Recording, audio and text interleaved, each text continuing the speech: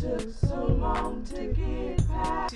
World, this is Miss Kjnae coming at you again to talk about blended families. I know you was wondering, when was I going to come back and do a video? Was I going to do one for real? Yes, absolutely. So this discussion will be about blended families and how it relates to where we are today in society, some of the negative things you consider when you think about blending a family. There is actually a lot of more positive aspects to blending a family than negative, but as we all know, people usually focus on the negative things about a situation more so than the positive. So one of the things that I wanted to first address in regarding to blend a family is, first off, one of the things that kind of really puzzles me about people that get into situations where they already have children involved. First off, are you ready for kids? Do you want kids? That's something that you really have to think about. If you're not really into kids yourself, and in regards to having them, your own biological kids, it's not good to be involved with someone or potentially date someone who has kids.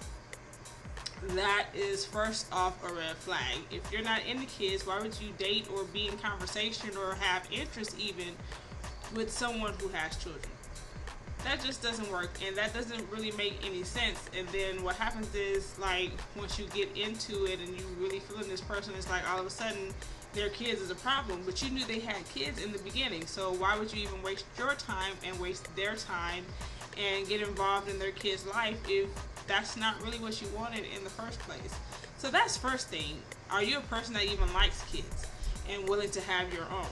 Because two, if you're dealing with someone that has kids already, most likely they're going to want more kids and want a kid with you if they feel that connection with you and love you and want to spend the rest of their life with you.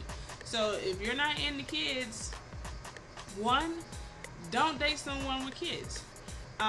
One of the other things is that if you do like kids, are you willing to be a co-parent or a role model in the parental capacity to someone else's child that is not biologically yours?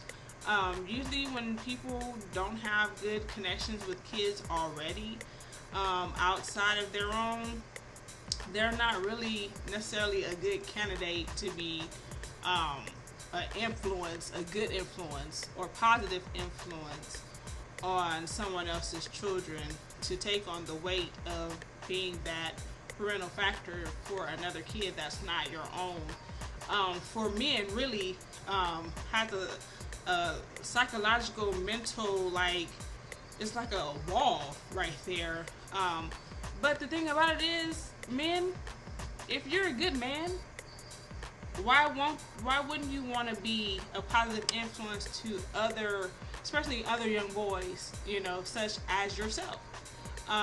That's just a community thing. That's just a heartfelt thing. You have to have a heart for people. You have to have love for people in general, especially, you know, if you're coming from a Christian background, you have to have love for the people of God, because there's so many people in society today that come from a single parent home or no home, come from a foster home, or, you know, those type of things, were raised by a relative, those type of things. So it's like, first of all, you have to really ask yourself, are you the man or woman for the job? Are you, as a person, capable of playing this role and being this person for someone that is younger than you, that's innocent, that doesn't know their way in life, and it will be up to you to then be part of their upbringing to guide them to make the right decisions in life.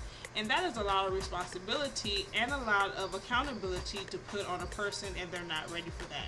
So before you even consider getting with someone that has kids, first, are you up for the task? Are you capable? Do you have that type of strength and willpower and patience and love to bear that cross for someone and be that for a young child. Especially if there's multiple kids, that's like, and some people aren't. And if you're not, please be responsible and accountable and accept the fact that you are not capable to do it.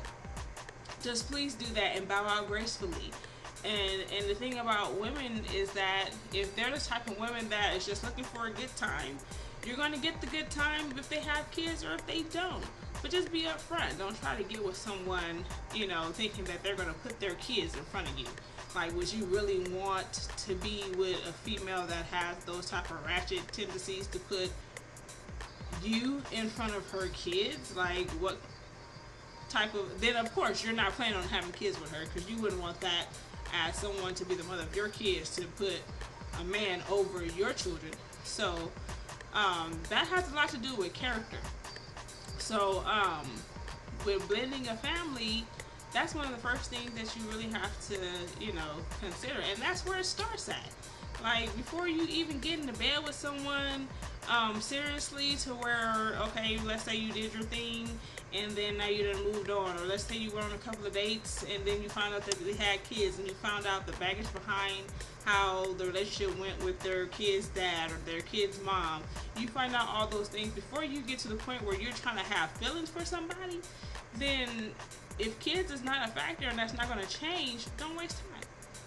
But if you do love someone and you want to be with them and they do have kids, then you have to consider their kids. Like, how do their kids respond to you? How do they react to you? Is there a respect line there? Can you talk to the kids? Can the kids openly come and talk to you? Are you emotionally there? Are you financially there?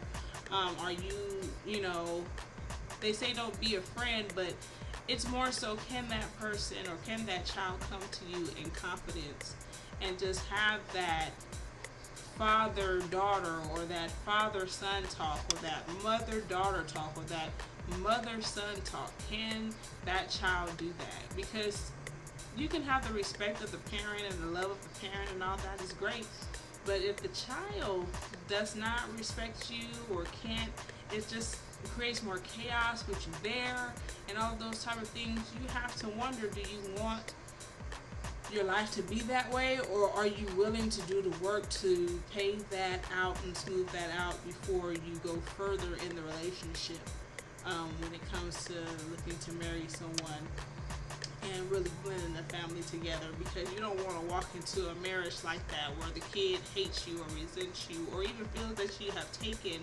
their parent from them. That it should be a family effort. Everyone should be, and it's up to the parents, because, and it's really up to the parent that brings the outside person in the relationship to make sure everybody has a clear understanding of what's going on, how it's going to happen, and iron the things out that needs to be ironed out. If that takes counseling, whatever, family meetings, whatever that it takes, family outings, you have to sacrifice, meeting the other biological parent.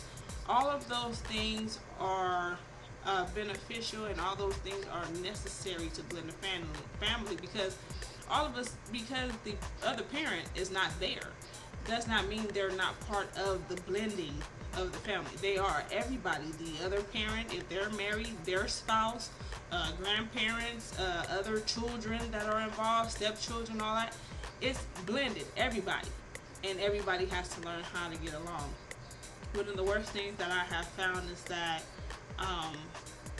people, they get married, they blend families, they have kids, but they still don't get along. Like, no side gets along. So then you have the corruption with the children, and they don't know how, well, you're not really related, or you're some semi-related, or you half related. Like, all of those type of stuff. When you blend a family and your family, your family. It is no step. It is no half. We're family. It doesn't matter what the law says. We're family. And you'll find that sometimes people that are not even blood feel more like family than your blood relatives. We're family. And that should be the tie that binds. And we have lost that in society today. Even back in the day, people were still blending families, and you didn't know who was related to who because no one was treated the same. No one was treated differently. Everybody was treated the same. It wasn't no differential treatment whatsoever, and people would not even know unless you knew the situation and you knew that family personally, that you knew what happened or how that situation may have occurred. But other than that, you wouldn't know who is related to who. Now everybody is so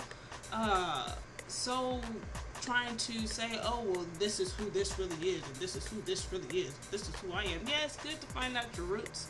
It's good to find out if your father wasn't there, who your father is. If your mother wasn't there, who your mother is. If you can find your siblings, all of that is great. But whatever their life was, you're just blending it still. Because you don't throw your old family away just because you found your biological family. No, that's still your family. You just have more of a family to love you. That's what it's really about. All the love that you can get to build a team of support to be able to help you progress and be successful in life. And sometimes that's going to take a blended out source of a person to come to you and be that influential person, that mother, that father, that sister, that cousin, that friend. You know, you're going to need that. So we can't act like we don't. And it's going to take the depths to put our feelings aside, our past issues that we have, childhood and all that, and really give love to the children that really deserve to have a father, to have a mother, to have a sister, you know, to make the family whole again. So for those of you that are dating and engaged and married to people that have children from outside marriages, outside relationships, it can work. It's going to take work, but it can work. So I commend you on blending the family. I commend you on sticking to it. I commend you on being that influential co-parent, that sister, that cousin, for a less unfortunate kid that didn't grow up with two parents in the home. Thank you. It's a lot, and you're very commended for what you do and how you stick in and how you show love and care for others when you don't necessarily have to. So this is Miss Kjnae coming at you in regards to blending a family. I will be speaking more on this subject. This was just the first video in regards to blending a family. That was just off top. And also, please don't just watch. Also subscribe to my channel. I'm also on Facebook. I also have a website, KJ Creative Hands at kjcreativehands.net is the website, and my email is kjcreativehands@gmail.com. You can also follow me musically on SoundCloud. I will be uploading some more tracks soon, so you can take a listen. So this is me talking about blending the family, and whatever you do, remember, keep it growing and sexy. Holla at your girl. Peace.